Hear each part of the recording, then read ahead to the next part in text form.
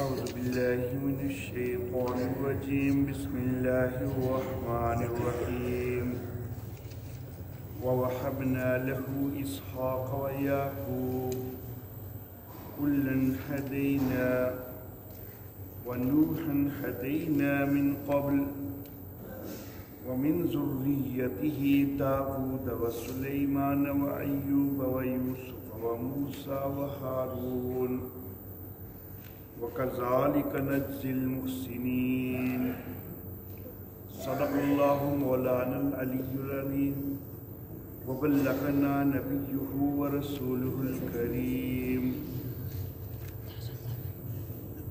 محترم احباب، ان آیات مبارکہ میں جن انبیاء کرام کا تذکرہ ہے، ان میں سے گزشتہ دروس میں سیدنا ابراہیم علیہ الصلاۃ والتسلیمات، سیدنا اسحاق علیہ الصلاۃ والتسلیمات،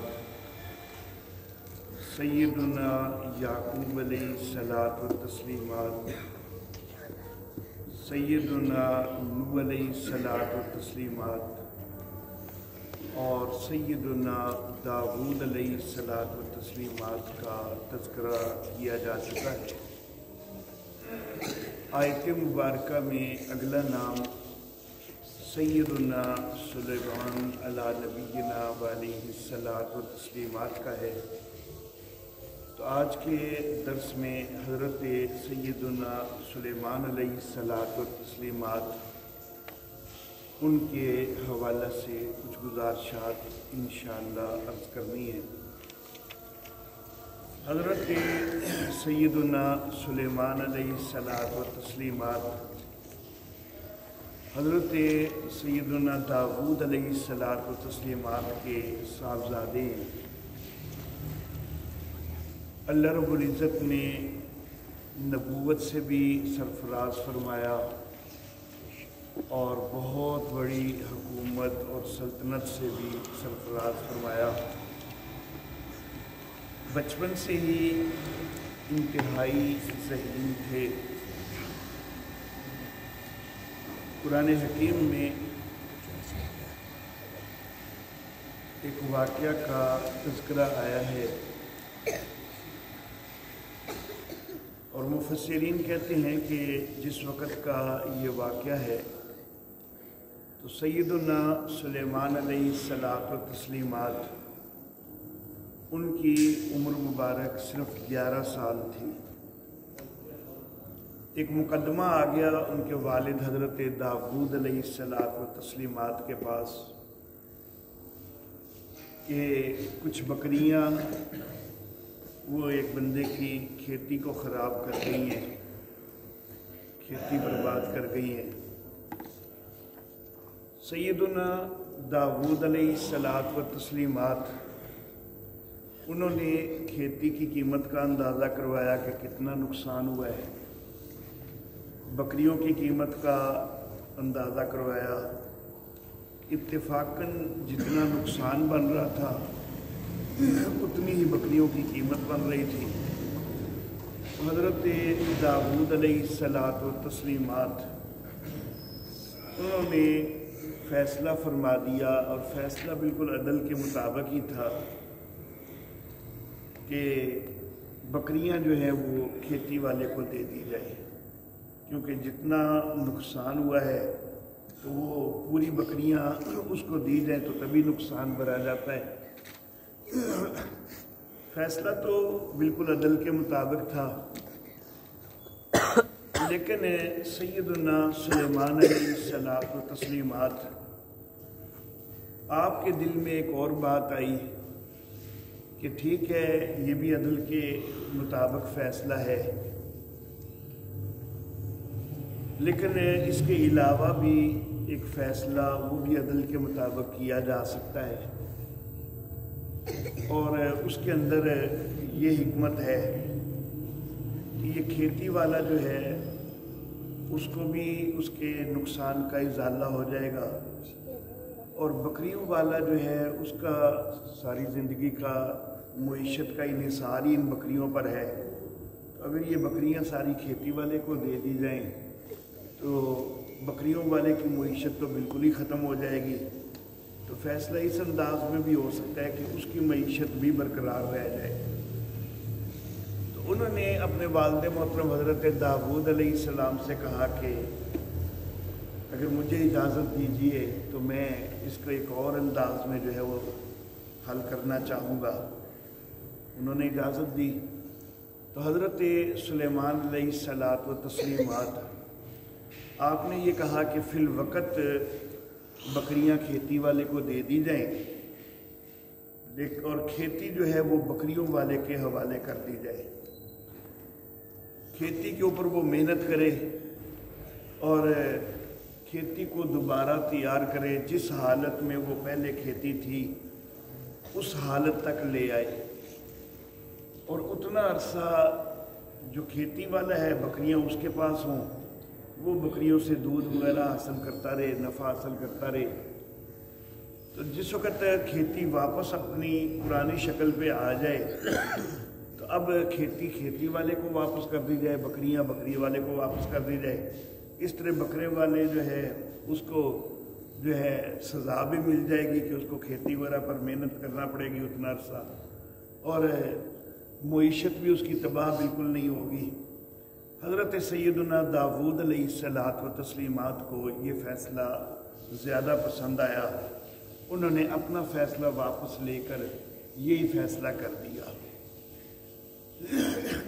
یہ ایک واقعہ تو قرآن حکیم میں اس کا تذکرہ سورۃ الانبیاء آیت نمبر 78-79 کے اندر موجود ہے. آپ کے بچپن کا ہی ایک اور واقعہ وہ صحیح بخاری کے اندر موجود ہے. دو عورتیں تھیں، مسافرہ خاتون تھیں، دونوں کے پاس چھوٹا بچہ تھا، دونوں کا ایک ایک بچہ ان کے ساتھ تھا. سفر کے دوران ایک عورت کا بچہ بھیڑیا لے گیا، اب ایک بچہ باقی رہ گیا. اب دونوں عورتیں جھگڑنے لگ گئیں کہ یہ بچہ میرا ہے، تمہارے والا جو ہے وہ بھیڑیا لے گیا ہے. حالانکہ حقیقت میں تو وہ پہچانتی تو تھی جس کہ کس کا بچہ ہے، لیکن چونکہ اپنا بچہ ایک کا بھیڑیا لے جا چکا تھا تو وہ سوچ رہی تھی کہ چلو دوسرے کے اوپر ہی میں قبضہ کر لیتی ہوں. تو حضرت داؤد علیہ الصلاۃ و تسلیمات ان کے پاس یہ دونوں عورتوں کا مقدمہ آ گیا. حضرت داؤد علیہ الصلاۃ و تسلیمات ظاہر عالم الغیب تو ہے نہیں، اور مقدمے کا فیصلہ جو ہے وہ تو ظاہری شواہد اور قرائن پر کرنا ہوتا ہے. تو حضرت داؤد علیہ الصلاۃ و تسلیمات ظاہری قرائن وغیرہ کو دیکھ کر بڑی عورت کے حق میں فیصلہ دے دیا کہ یہ بچہ اس کو دے دیا جائے. حضرت سیدنا سلیمان علیہ الصلاۃ و تسلیمات نے کہا کہ آپ ایسا کریں کہ ایک چھری لائیں. چھری لائی گئی.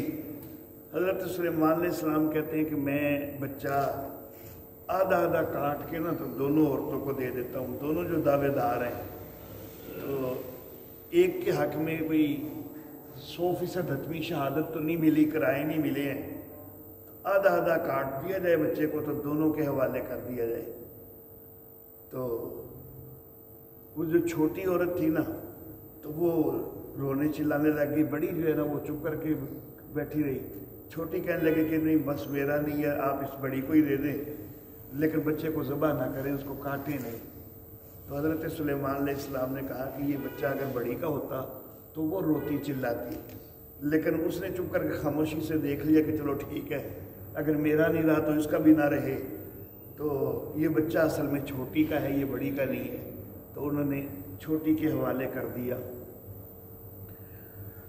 حضرت سلیمان علیہ الصلاۃ و تسلیمات کے حوالہ سے سورۃ النمل کی آیت نمبر 16 کے اندر ایک لفظ آیا ہے وَوَارِثَ سُلَيْمَانُ دَاوُودَ، کہ سلیمان علیہ الصلاۃ و تسلیمات दाऊद अलैहिस्सलातु तस्लीमात के वारिस हुए।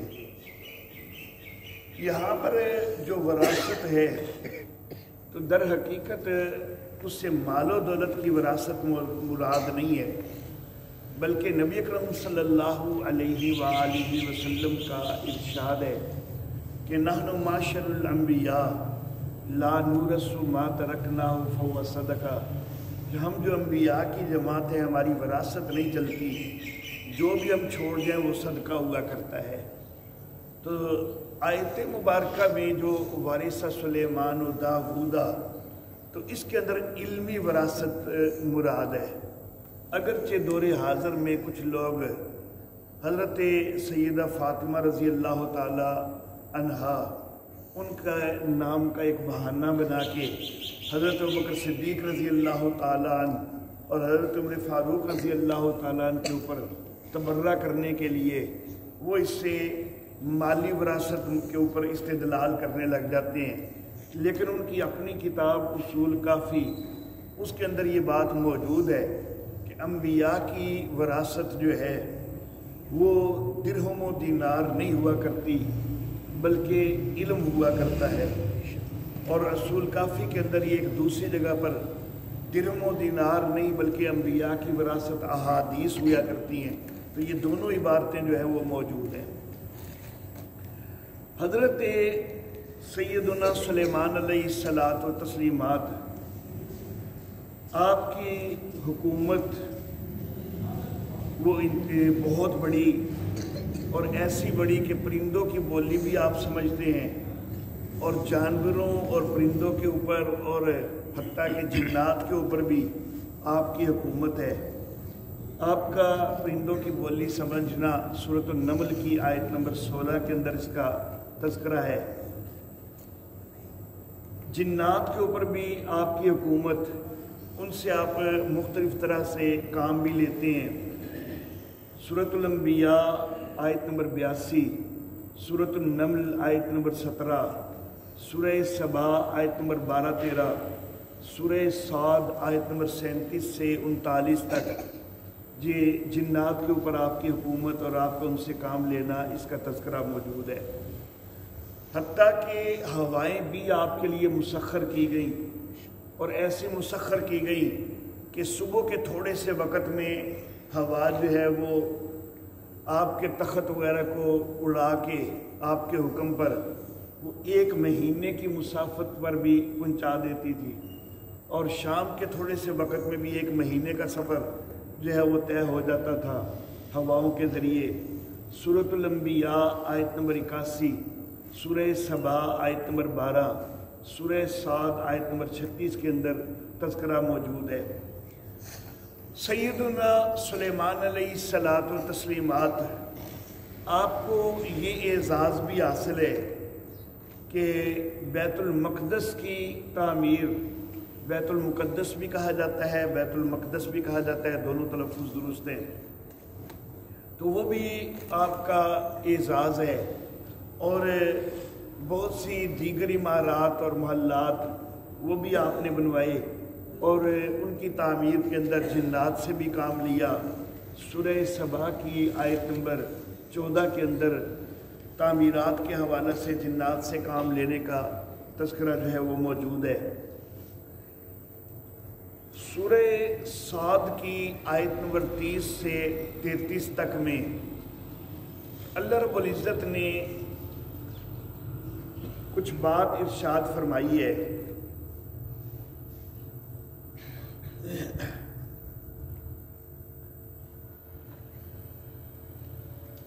अल्लाह, सफ़ा नंबर 411 है।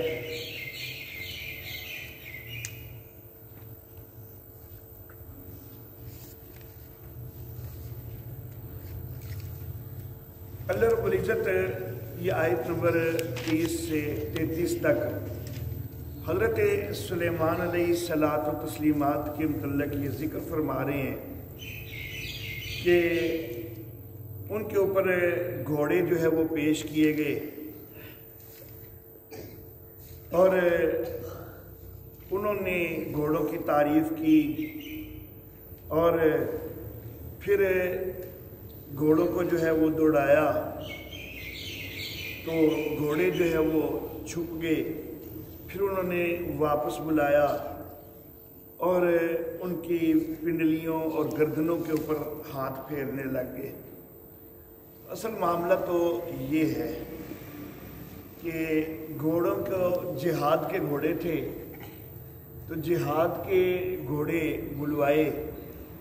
نبی اکرم صلی اللہ علیہ وآلہ وسلم نے بھی بعض اوقات جہاد کے گھوڑوں کی دوڑ وغیرہ کروائی ہے، اور یہ گھوڑوں کی تربیت کا بھی ایک حصہ ہوتا ہے، اور اس سے ان کی چستی اور جو ہے تیزی بھی برقرار رہتی ہے۔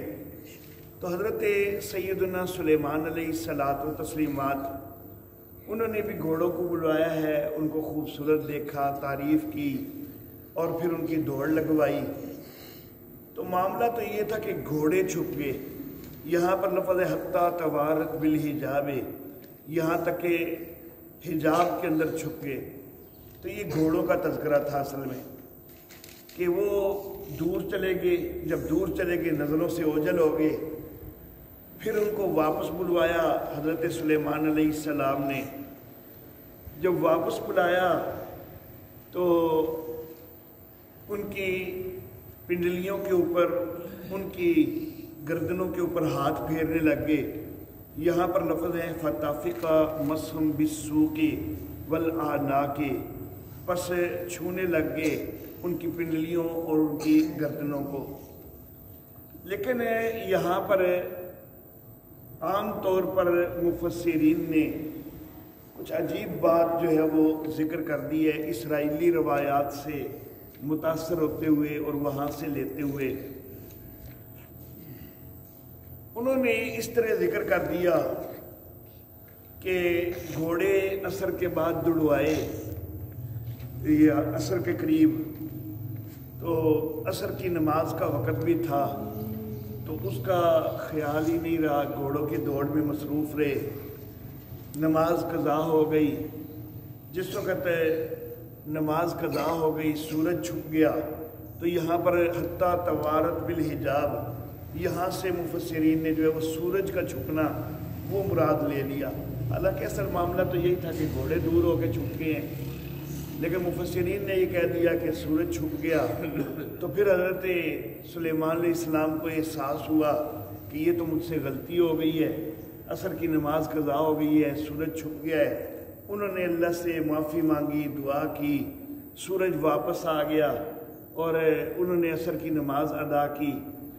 تو یہاں پر جو لفظ ہے فتافقا مسحم بالسوق والاعناق، کہ ان کی پنڈلیوں اور گردنوں کو چھونے لگ گئے، تو اس سے مفسرین نے مراد لے لیا کہ گھوڑے جو چونکہ ان کی نماز کے قضا ہونے کا باعث بنے تھے، تو انہوں نے گھوڑوں کی پنڈلیاں کاٹنی اور ان کی گردنیں کاٹنی شروع کر دی اور گھوڑوں کو ذبح کر دیا کہ یہ میری عصر قضا ہونے کا باعث بنے ہیں۔ تو یہ کئی مفسرین نے یہ بات ذکر کر دی، لیکن میں یہ عرض کرنا چاہوں گا کہ یہ بات صرف اسرائیلی روایات سے لی گئی ہے اور یہ نبی کی شان کے بالکل بھی مطابق نہیں۔ ایک تو یہ کہ نبی جو ہے وہ اتنا غفلت کبھی نہیں کر سکتا کہ نماز اس کی قضا ہو جائے بلا وجہ۔ نبی اکرم صلی اللہ علیہ وآلہ وسلم کی خندق کے موقع پر جو قضا ہوئی ہے وہ معاذ اللہ کسی غفلت کی وجہ سے نہیں قضا ہوئی، بلکہ وہ تو جنگ کی حالت کی وجہ سے، دشمن کی طرف سے خدشے کی وجہ سے وہ قضا ہوئی ہیں۔ لیکن غفلت کے ساتھ نبی کی سے نماز قضا ہو جائے یہ کبھی نہیں ہو سکتا۔ بعض نے اس چیز کو زیادہ غیر مناسب سمجھتے ہوئے یہ ذکر کر دیا کہ جی نماز تو پڑھ لی تھی لیکن نماز کے بعد کے اذکار قضا ہو گئے، لیکن بہرحال وہاں پر بھی غفلت تو پھر بانی رہی ہے۔ تو یہ چیز جو ہے یہ نبی کی شان کے موافق نہیں ہے۔ اور پھر خاص طور پر یہ اور چیز کہ غفلت تو ہوئی ہے معاذ اللہ ثم معاذ اللہ، اگر تو وہ اپنے سے ہوئی ہے، تو پھر گھوڑوں کا کیا قصور ہے کہ گھوڑوں کو قتل کر دیا؟ تو یہ تو اور زیادہ جو ہے وہ نبی کے اوپر بہتان باندھنے والی بات ہے۔ تو بغیر قصور کے گھوڑوں کو جو ہے وہ ذبح کر دیا، قتل کر دیا، تو یہ چیز جو ہے یہ بالکل بھی درست نہیں ہو سکتی۔ اللہ اللہ۔ اسی طرح اس کے ساتھ ہی سورہ نمل کی آیت نمبر 34-35 کے حوالہ سے بھی مفسرین نے کچھ عجیب باتیں ذکر کی ہیں۔ سورہ صاد کی آیت نمبر 34-35 صفحہ یہی 411، تو اس کے اندر حضرت سلیمان علیہ الصلاۃ والتسلیمات کی ایک جانچ کا ذکر ہے، اور یہ ذکر ہے کہ ہم نے حضرت سلیمان علیہ السلام کی کرسی کے اوپر ایک جسم ڈال دیا، تو حضرت سلیمان علیہ السلام نے دعا کی کہ یا اللہ بخشش فرما دے۔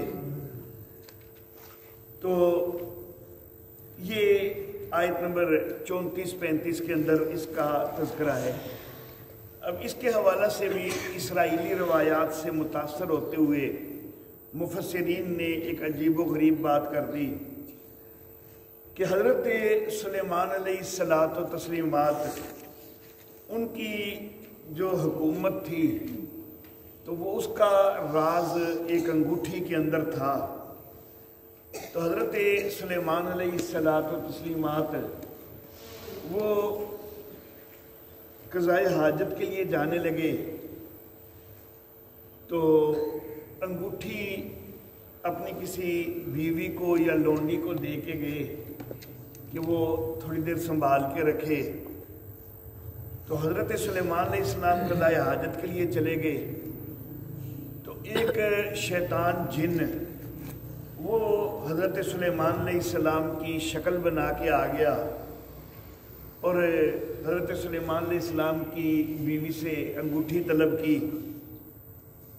اس نے حضرت سلیمان علیہ السلام سمجھ کے دے دی، تو چونکہ حکومت کا راز اسی انگوٹھی میں تھا تو وہ جن جو ہے وہ حکومت پر قابض ہو گیا، وہ جا کے تخت کے اوپر بیٹھ گیا۔ سلیمان علیہ السلام جب قضائے حاجت سے فارغ ہو کے تو باہر آئے تو اس بیوی سے کہا کہ میری انگوٹھی دو، تو انہوں نے کہا کہ وہ تو آپ ابھی لے گئے ہیں۔ تو حضرت سلیمان علیہ السلام نے کہا کہ میں تو نہیں لے کے گیا۔ تو پھر تخت کی طرف دیکھا تو وہ جن ادھر جو ہے وہ بیٹھا ہوا تھا، تو وہ جو سورہ سبا کے سورہ صاد کے اندر آیا کہ ان کے تخت پر ایک جسم ڈال دیا، تو اس کی یہ جو ہے وہ تفسیر وہ کئی مفسرین نے کر دی۔ تو پھر حضرت سلیمان علیہ السلام کو ڈر ہوا کہ جنات کے اوپر میں بڑی سختی کرتا رہا ہوں، تو اب یہ جن جو ہے یہ حکمران بن گیا ہے، تو اب یہ مجھے سزا دے گا، میرے اوپر سختی کرے گا۔ تو سلیمان علیہ السلام سے چھپ گئے اور 6 مہینے تک معاذ اللہ چھپے رہے، اور پھر یہ ہوا کہ وہ جن سے انگوٹھی جو ہے وہ کہیں گری دریا کے اندر، اور دریا میں پھر وہ ایک مچھلی نے نگل لی، پھر وہ مچھلی لے کے حضرت سلیمان علیہ السلام کے پاس آ گئی، اور اس نے حضرت سلیمان علیہ السلام کے سامنے وہ انگوٹھی ڈال دی۔ تو پھر حضرت سلیمان علیہ السلام نے جو ہے وہ حکومت دوبارہ حاصل کی۔ تو یہ عجیب و غریب جو ہے وہ اسرائیلیات سے قصے لے لیے گئے ہیں، تو یہ قطعاً بھی درست نہیں ہے۔ حقیقی مراد آیات کی کیا ہے وہ تو اللہ رب العزت ہی بہتر جانتے ہیں۔ بعض مفسرین نے البتہ ایک اور چیز ذکر کی ہے، وہ ان آیات مبارکہ کے قریب بنتی ہے۔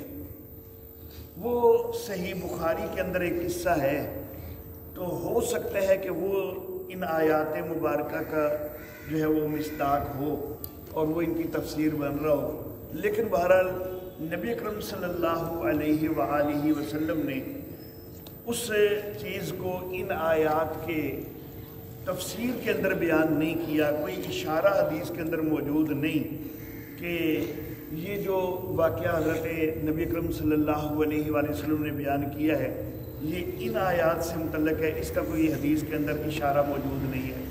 لیکن بہرحال جسم تخت کے اوپر پڑا ہونا اس سے تھوڑی سی مشابہت جو ہے وہ اس واقعہ کی بنتی ہے کہ نبی اکرم صلی اللہ علیہ وآلہ وسلم نے فرمایا، صحیح بخاری کے اندر روایت ہے کہ حضرت سلیمان علیہ الصلاۃ و تسلیمات وہ ایک دفعہ ناراض ہو گئے اپنی فوج سے، تو کہنے لگے کہ میری 70 بیویاں ہیں، میں ان سب سے ازدواجی تعلق قائم کروں گا اور سب سے اولاد پیدا ہوگی تو میں خود اپنی فوج بنا لوں گا، مجھے تمہاری ضرورت نہیں ہے۔ اور انبیاء کرام علیہم السلام ان کی طاقت اور قوت جو ہے وہ بھی عام افراد سے وہ بہت زیادہ ہوا کرتی ہے، تو بہرحال ساری ازواج سے ازدواجی تعلق قائم کیا، لیکن انشاءاللہ کہنا بھول گئے تھے کہ میں انشاءاللہ اپنی اولاد کی فوج بناؤں گا، تو اس لیے کسی زوجہ کا بھی حمل نہیں ٹھہرا، صرف ایک بیوی کا حمل ٹھہرا، اور وہ بھی جو ہے وہ حمل جو ہے وہ پورا جو ہے وہ نہ ہوا، بلکہ ایک ادھورا بچہ جو ہے وہ پیدا ہوا، تو وہ بیوی نے جو ہے وہ لا کے تخت کے اوپر رکھا۔ تو یہ ایک چیز جو ہے تو یہ حدیث کے اندر ذکر آئی ہے، تو ہو سکتا ہے کہ ان آیات مبارکہ کا مصداق یہ والا واقعہ ہو۔ بہرحال قرآن حکیم میں اللہ رب العزت نے حضرت سلیمان علیہ الصلاۃ و تسلیمات کے حوالہ سے یہ بھی ذکر فرمایا ہے کہ چیونٹیوں کی ایک وادی سے گزر ہوا، تو چیونٹیوں کی جو سردار ہے اس نے دور سے حضرت سلیمان علیہ السلام کے لشکروں کو جو ہے وہ محسوس کیا، اور وہ چیونٹیوں سے کہنے لگی کہ سلیمان علیہ السلام کا لشکر آ رہا ہے، کہیں تمہیں روند نہ ڈالے، جلدی سے اپنے بلوں کے اندر چلی جاؤ۔ اب یہ آواز ابھی لشکر بڑی دور ہے اور آواز چیونٹی کی ہے، اور چیونٹی کی آواز جو ہے تو وہ حضرت سلیمان علیہ السلام کے کانوں تک عام حالات میں تو پہنچ سکتی کوئی نہیں ہے، اور آپ اپنے کان کے اندر بھی چیونٹی رکھ لینا اور وہ کچھ بولے تو آپ کو اس کے رینگنے کی آواز تو کان میں آئے گی، لیکن کیا بولی ہے یہ آپ کو نہیں پتہ چلے گا۔ لیکن اللہ رب العزت کی قدرت، اللہ رب العزت نے وہ کافی دور جو ہے، جبکہ گھوڑوں کی ٹاپوں کی آواز بھی بیچ میں موجود ہے، لشکر کی آواز بھی موجود ہے، لیکن اللہ رب العزت نے یہ چیونٹی کی آواز بھی حضرت سیدنا سلیمان علیہ السلام کو سنا دی۔ تو حضرت سلیمان علیہ الصلاۃ و تسلیمات اس چیونٹی کی بات سن کے ہنس دیے، اور پھر اللہ کا شکر ادا کیا کہ اللہ رب العزت نے مجھے اتنا جو ہے وہ میرے اوپر فضل کیا ہے کہ ایک چیونٹی تک کی آواز جو ہے اللہ مجھے سنا رہے ہیں۔ سورہ نمل کی آیت نمبر 17 سے 19 تک اس کا تذکرہ موجود ہے۔ حضرت سیدنا سلیمان علیہ الصلاۃ و تسلیمات دربار میں پرندوں کا جائزہ لے رہے ہیں، تو دیکھا کہ ہدہد غائب ہے، کہنے لگے کہ وہ کدھر گیا ہے، ادھر ادھر دیکھا نظر نہیں آیا، غصے میں آئے، ناراضگی کا اظہار کیا کہ واپس آئے تو یا تو کوئی معقول بات بتائے گا یا پھر میں اس کو سزا دوں گا یا ذبح کر دوں گا۔ بہرحال تھوڑی دیر بعد ہی ہدہد آ جاتا ہے، اور آ کے وہ ایک قریبی علاقے کا بتاتا ہے کہ سبا کے علاقے کے اندر ایک ملکہ ہے اور وہ سورج کی پرستش کر رہی ہے۔ حضرت سلیمان علیہ الصلاۃ و تسلیمات وہ کہتے ہیں کہ اچھا ہم پتہ کر لیتے ہیں، تحقیق کر لیتے ہیں، یہ میرا خط لے جاؤ اور اس ملکہ کو جا کے پہنچاؤ۔ ہدہد وہ خط پہنچاتا ہے جس میں حضرت سلیمان علیہ السلام نے دعوت دی ہوئی ہے کہ فرما بردار ہو کے، مسلم ہو کے تو اطاعت قبول کر کے آ جاؤ۔ ملکہ کو جس وقت وہ خط ملتا ہے تو وہ مشورہ کرتی ہے اپنے سرداروں وغیرہ سے، اپنے درباریوں سے، وہ کہتے ہیں کہ ہم بڑی طاقت قوت والے ہیں، ہم مقابلہ کریں گے اگر کوئی ایسی صورتحال ہوئی، لیکن ملکہ جو ہے وہ کہتی ہے کہ نہیں، میں پہلے جائزہ لینا چاہتی ہوں۔ وہ حضرت سلیمان علیہ السلام کے پاس تحائف بھیجتی ہے، تحائف لے کر جو وفد جاتا ہے سلیمان علیہ السلام اس کو واپس کر دیتے ہیں، اور اس کو وفد کو جو ہے وہ اپنی جو ہے وہ سلطنت کی شان وغیرہ دکھاتے ہیں کہ ہمارے پاس اللہ کا دیا ہوا تو بہت زیادہ ہے، ہمیں تمہارے ان تحائف کی ضرورت نہیں ہے، ہمیں تو ضرورت ہے کہ آپ تم جو ہے وہ اطاعت کر لو، اسلام قبول کر لو، مسلم ہو جاؤ۔ تو یہ وفد واپس آ جاتا ہے اور واپس آ کے اس ملکہ کو وہ سارے حالات بتاتا ہے کہ انہوں نے تحائف قبول نہیں کیے اور ان کی شان و شوکت تو بہت زیادہ ہے، حتیٰ کہ ان کی تو پرندوں اور جانوروں کے اوپر بھی حکومت ہے، جنات تک بھی ان کے لیے جو ہے وہ فرما برداری کرتے ہیں۔ تو ملکہ سمجھ جاتی ہے کہ ان کا مقابلہ ہم نہیں کر سکتے، تو وہ اطاعت کرتے ہوئے، فرما برداری کرتے ہوئے، تسلیم کرتے ہوئے وہ چل پڑتی ہے جا کے حضرت سلیمان علیہ السلام کے پاس اطاعت قبول کرنے کے لیے۔ حضرت سلیمان علیہ الصلاۃ و تسلیمات کو بھی وحی کے ذریعے اطلاع ہو جاتی ہے کہ ملکہ جو ہے وہ اطاعت قبول کرنے کے لیے آ رہی ہے۔ حضرت سیدنا سلیمان علیہ الصلاۃ و تسلیمات وہ ملکہ کو جو ہے وہ کچھ آزمانے کے لیے، اس کے امتحان کے لیے دو اقدام کرتے ہیں۔ ایک تو یہ کہ ملکہ کا جو تخت ہے اس کو اپنے پاس منگوا لیتے ہیں۔ جو ان کا وزیر، جس کو آصف بن برخیا کہا جاتا ہے، غالب رائے یہ ہے کہ وہ لے کے آیا اور پلک جھپکنے میں لے آیا۔ اور دوسرا اقدام یہ کروایا کہ ایک محل تعمیر کروایا بالکل شیشے کا، جنات کے ذریعے۔ اس کے نیچے فرش بھی جو ہے نا وہ بالکل شیشے کا ہے، اور اس شیشے کے نیچے جو ہے وہ پانی چل رہا ہے۔ اب وہ فرش کا جو شیشہ ہے، نیچے پانی چل رہا ہے تو وہ شیشہ تو نظر نہیں آتا، وہ یوں ہی لگ رہا ہے کہ جیسے فرش کے سین کے اندر پانی چل رہا ہے۔ تو اس طرح کا ایک محل بھی تعمیر کروایا۔ جس وقت وہ ملکہ آ گئی تو تخت اس کو دکھایا کہ یہ تخت پہچانتی ہو کیا، یہ تمہارا تخت ہے؟ تو وہ کہنے لگی کہ ہے تو بالکل اسی طرح کا ہی ہے۔ تو وہ بہرحال حیرت کا شکار بھی ہوئی کہ یہ ادھر کیسے آ گیا۔ پھر اس محل کے اندر لے جایا گیا تو اس نے سمجھا کہ یہ پانی ہے آگے۔ تو فطری طور پر جس وقت کوئی بندہ پانی کے اندر داخل ہوتا ہے نا تو وہ ٹخنوں سے جو ہے نا وہ اپنی شلوار وغیرہ تھوڑی سی اوپر کرتا ہے، بے شک پتہ بھی ہو نا کہ پانی زیادہ ہے اور پائنچے وغیرہ تو پھر بھی بھیگ جانے ہیں، تو پھر بھی ایک فطرت ہے انسان کی، وہ تھوڑا سا جو ہے نا وہ شلوار کو اٹھاتا ہے۔ تو ملکہ نے بھی جو ہے وہ شلوار کو تھوڑا سا اٹھایا کہ پانی کے اندر میں جانے لگی ہوں۔ تو حضرت سلیمان علیہ السلام نے کہا کہ یہ اٹھانے کی ضرورت نہیں ہے، یہ تو پانی کے اور تمہارے قدموں کے درمیان تو شیشہ حائل ہے۔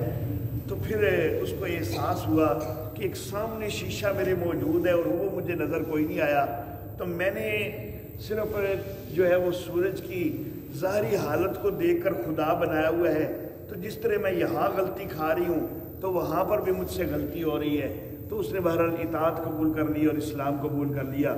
سورۃ النمل کی آیات نمبر 20 سے 44 تک جو ہے اللہ رب العزت نے اس واقعہ کا تذکرہ فرمایا ہے۔ کئی سارے مفسرین نے ایک بات یہ بھی لکھی ہے کہ یہ جو ملکہ ہے تو اس کے ساتھ پھر حضرت سیدنا سلیمان علیہ السلام نے نکاح کر لیا، لیکن قرآن و حدیث کے اندر اس نکاح کا کہیں کوئی تذکرہ موجود نہیں ہے۔ ملکہ کا نام بھی قرآن و حدیث کے اندر موجود نہیں ہے، البتہ اسرائیلی روایات کے اندر اس ملکہ کا نام جو ہے وہ بلقیس جو ہے وہ ذکر آتا ہے۔ سبا قوم کا نام ہے کہ جن کی یہ ملکہ ہے۔ قرآن حکیم میں یہ چیز بھی ذکر آئی ہے کہ بنی اسرائیل نے حضرت سیدنا سلیمان علیہ الصلاۃ و تسلیمات ان کی طرف جادو کی بھی نسبت کی، جبکہ یہ جادو حضرت سلیمان علیہ الصلاۃ و تسلیمات آپ تو اللہ کے نبی ہیں اور جادو کفر ہے، تو نبی جو ہے وہ کفر کی طرف کبھی بھی نہیں جا سکتا، تو یہ صرف ایک جھوٹا الزام تھا بنی اسرائیل کا۔ حضرت سیدنا سلیمان علیہ السلام ان کی وفات کا جو ہے وہ تذکرہ وہ بھی سورہ سبا کی آیت نمبر 14 میں موجود ہے۔ بنی اسرائیل کا جو جادو کا آپ کی طرف نسبت کرنا ہے، سورۃ البقرہ کی آیت نمبر 102 میں اس کا تذکرہ ہے۔ آپ کی وفات کا تذکرہ سورہ سبا کی آیت نمبر 14 میں ہے۔ ایک جو ہے لاٹھی کے ساتھ، ایک عصا کے ساتھ ٹیک لگائے کھڑے ہیں اور جنات کے ذریعے وہ تعمیرات کروا رہے ہیں، تو اسی حالت میں آپ کی وفات ہو جاتی ہے۔ لیکن جنات کو یہ جرت نہیں ہوتی ہے کہ وہ آنکھ اٹھا کے بھی دیکھ سکیں، اور وہ مگن ہیں تعمیر میں، ان کا یہی خیال ہے کہ وہ زندہ کھڑے ہیں۔ لیکن حضرت سلیمان علیہ السلام کی وفات ہو چکی ہوئی ہے، لیکن وہ لاٹھی کے سہارے سے کھڑے رہے ہیں، یہاں تک کہ دیمک لگ گئی لاٹھی کو، اور لاٹھی جو ہے وہ کمزور پڑ گئی، تو پھر آپ کا وزن نہیں سہار سکی، تو وہ لاٹھی ٹوٹ گئی تو آپ گرے۔ جب آپ گرے تو تب جنات کو پتہ چلا کہ یہ تو وفات پا چکے ہوئے ہیں۔ تو بہرحال اس کا تذکرہ سورہ سبا کی آیت نمبر 14 کے اندر اللہ رب العزت نے فرمایا ہے، وَآخِرُ دَعْوَانَا أَنِ الْحَمْدُ لِلَّهِ رَبِّ الْعَالَمِينَ۔